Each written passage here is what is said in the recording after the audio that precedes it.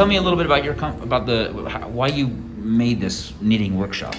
Okay. I've always wanted to weave since I was a little child. I don't know why, but my mother was very talented and amazing when it came to all sorts of crafts, particularly as part of her need to provide for a big family.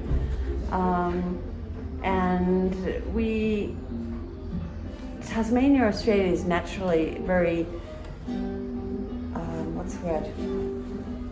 There's just so much amazing craft, perhaps because a lot of people had to make things themselves from when white people first started moving to Australia. And anyhow, I think the last couple of years with Corona, I spent more time at our house up here in Kiyosato. And this is a place that's very, very special to me because it reminds me of Tasmania a lot. And I guess I took some time to sort of rethink my life and how I was going to move forward as my children were getting older. They're still working in Tokyo and my husband's in Tokyo. And I've never really sort of had the confidence to sort of strike out or do something on my own, but somehow it just seemed like all the stars seemed to align that I was looking for a space where I could weave outside of the house, but that seemed a little bit boring. So I thought, well, maybe a little weaving studio and a shop, and that seemed a little bit uninteresting. So I thought, well, why not pass on what I know and enjoy weaving not just on my own but with other people as well. And I'm so glad I did strike out to do that because it's just having the best time in my life. So it's wonderful. So do you think, I'm not going to be rude about, getting older and stuff too. Yep. That confidence gives you, do you think you'd be as successful, or do you think you'd make as great a decisions you did if you're younger and did the exact same thing, the exact same shop? Or do you think because of age and how the confidence you had, the history you've got with not only just family, but working with other people, at other companies, other jobs you've ever done, that this gives you kind of the confidence now to say, I know what I'm kind of doing, I know what my dreams are about, I know the feeling I need to feel like when I do something on my own. Does you think that's a big part of it? I think that's huge. I think it's huge. Yeah. I often sort of think, my husband said to me the other day, I wish you'd done this a long time ago. But life made it or led me to weaving about 7 years ago, where I wanted to start about 30 years ago, but life changes and it didn't sort of really fit in. But I'm so glad that I'm doing it now, because I don't think it's even really confidence, it's just where your life, it just all comes together so naturally. Yeah. And it's just like, I couldn't even stop it if I tried. The steps that, looking for a kobo, then someone introduces you and then someone puts an exhibition, it just snowballed from there over about 1.5 years. But I'm coming up next month to 1 year having started the workshop. And has it met your expectations? Do you think after when you first started, that a year from now you would be at this direction, or do you think you still have more ways to go, or you have to push yourself a little harder, or do you think this has gone better than what I've expected, or not just in money wise? I'm saying that people assess business as money wise, and it's not. It's less stress. It's having to do something you want to do, you love, you desire it, whether you make money or not. If life is not so stressful, but it's like a, you understand what I'm saying, right? Absolutely. It moves through like a smooth pattern. You didn't make $1 million, but your life feels fulfilled about it, right? That's success to me. I mean, I'm paying the rent and I'm able to eat. And to me, that's awesome. I often say, I just feel I know it sounds really corny, but I just love it every day. The people I meet, I get more back each day than what I could ever possibly give.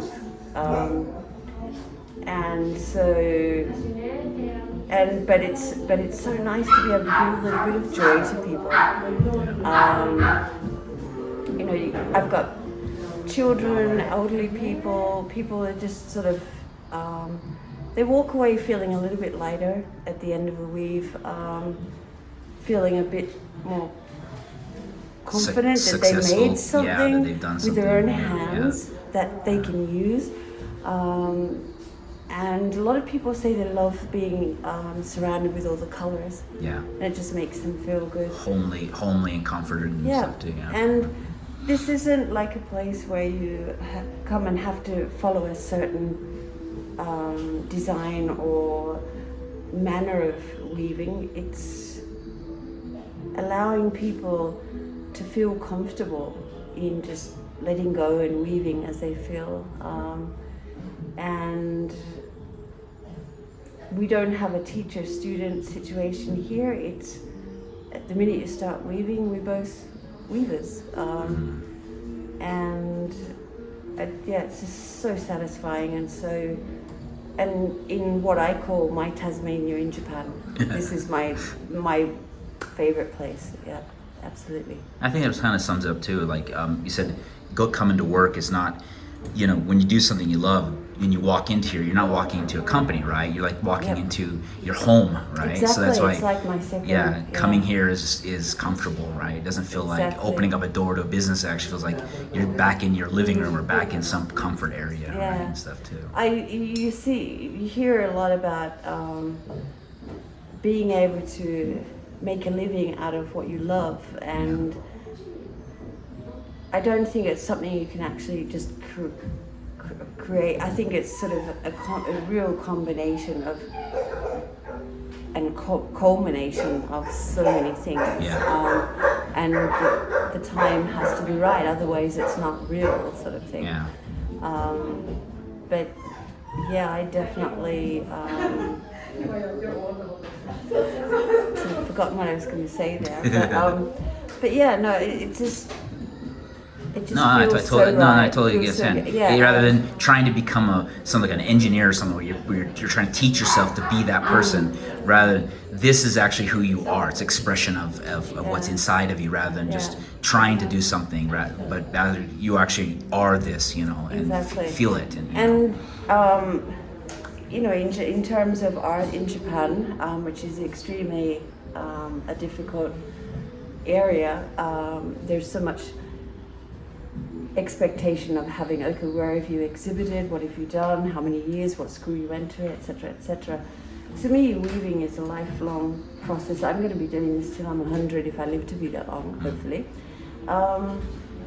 And so, I mean, if you wait until a socially acceptable sort of level, you've got masters, weaving masters, who probably cannot teach anyone or show anyone.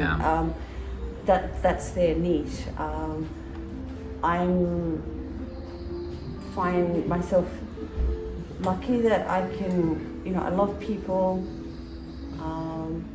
It's a teacher instinct, it's called. And I've had that experience so far as well in primary schools, and so.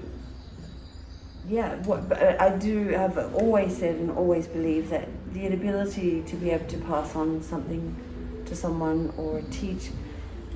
Are you an older sibling? Do you have younger siblings? I'm in the middle. You're in the middle. Yeah, but other people, like, teaching is learning, and I think you have to be open to that. And so I'm quite,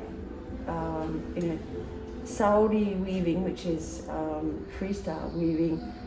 One of the main concepts is to not be a machine, but to share with others, to teach others, and so it's just constant learning process. So I don't feel at all inhibited by someone saying, "Oh, you've only been weaving for 7 years." It's weaving for 7 years. And something that will continue to grow, and I get to learn lots from everyone. Like I learned a lot from you today. What not to do with me? No. But, you're too nice. Seeing how people use colors, etc., is amazing, and so I get to enjoy that every day. Well, we'll wrap this up anyways. All right. It was a great time knitting with you. I'm gonna be back again. Yes, definitely. And you want a message to anybody watching?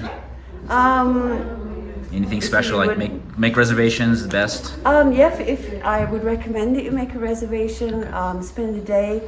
You're free to use this space as your own, hop out for lunch, go out for a coffee, come back and weave, and enjoy a really fantastic day. I'll put the Instagram and I'll put the phone number up so they can call you and make a reservation, okay? Thank you. But thank you so much. It was so much fun, okay? Take care, okay? Bye-bye. Well, that was the interview with Louise B. Her name is Louise, but it's fantastic. I mean, we had such a great time. What we made up there, I'll throw a picture up here, what Akiko made and what I also made too. Definitely get down here. Not only after weaving, walk around this area. This place is just amazing with gardening and stuff too. And every season it seems like, probably besides winter, they probably get snowed in, but every season has some kind of event or something. Right now, it's in October. A lot of pumpkins and stuff around here. The leaves are changing. Autumn's here. Extremely beautiful. You definitely got to get up here and do it. Great interview too. Anyways, we're gonna get on our way. Okay.